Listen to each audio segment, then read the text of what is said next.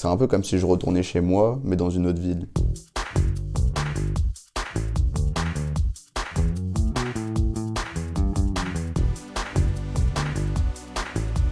Donc bonjour, je m'appelle Baptiste Hébert, j'ai 28 ans, j'ai grandi à Paris et je suis venu faire mes études à Montpellier, aux Beaux-Arts de Montpellier. J'ai trouvé un atelier 2 ans après ma sortie d'école. J'ai travaillé dans plusieurs domaines, notamment le domaine de la mode, du stylisme, de l'audiovisuel un petit peu.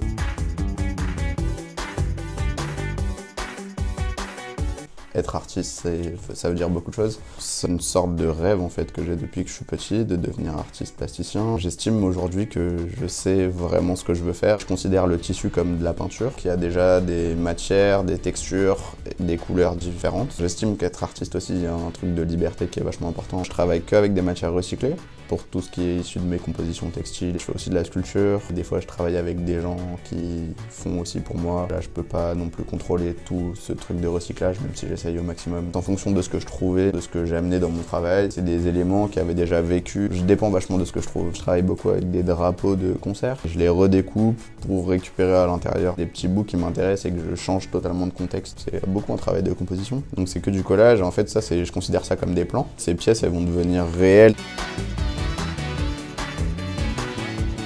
C'est surtout social pour moi, l'art. L'accès à l'art, il est pas très simple en fait. Moi, j'ai eu la chance d'avoir des parents qui m'ont amené vers ça assez jeune. C'est important d'essayer d'apporter un maximum d'accès, de visibilité à tous les différents cercles sociaux. J'ai grandi en banlieue parisienne. Mes amis, ils n'avaient pas forcément de rapport à l'art. Ils considéraient pas vraiment ça comme un métier. En fait, il y a tellement de types d'art différents. C'est une source infinie de création et d'imagination.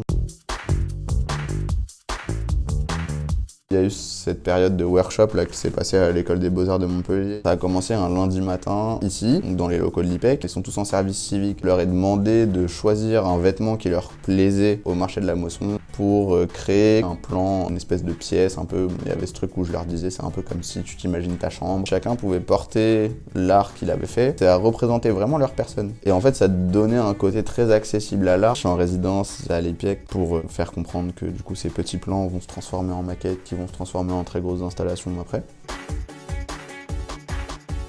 C'est du social, enfin, c'est d'être là, de montrer que c'est possible de pas suivre des schémas classiques. On est tous différents, c'est la plus grande force qu'on puisse avoir. Quand j'étais petit, moi, il y avait des gens qui m'aidaient dans mes projets. Il y avait des grands du quartier qui nous aidaient. Le fait de revenir dans ce genre de structure, pour moi, c'est vachement intéressant parce que c'est comme si les souvenirs que j'avais quand j'étais petit, ils se réalisent maintenant, mais à une autre échelle. C'est un peu comme si je retournais chez moi, mais dans une autre ville.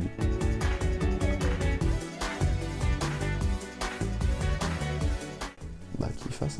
C'est un peu bête, dit comme ça. L'art, c'est beaucoup dans le faire. Tu auras fabriqué quelque chose que tu avais imaginé dans ton cerveau et que tu retranscris dans le monde réel. Le spectateur se pose des questions par rapport à ce que toi tu lui montres. S'en fout que ce soit bien ou que ce soit pas bien. Juste tu l'as fait. J'ai toujours été dans ce truc un peu de rechercher la perfection pendant très longtemps. Par rapport à ce que tu montres sur les réseaux, par rapport à comment t'agis, tes connexions, machin, en fait c'est toi qui dois décider de tout. Avoir un bon relationnel, il y a plein de métiers en fait qu'on est obligé de faire pour faire de l'argent. Tu es artiste, tu fais pas d'argent, enfin faut quand même beaucoup travailler. C'est des expériences de vie, toi t'apprends aussi vachement de ces expériences-là. Créer une relation humaine avant toute chose.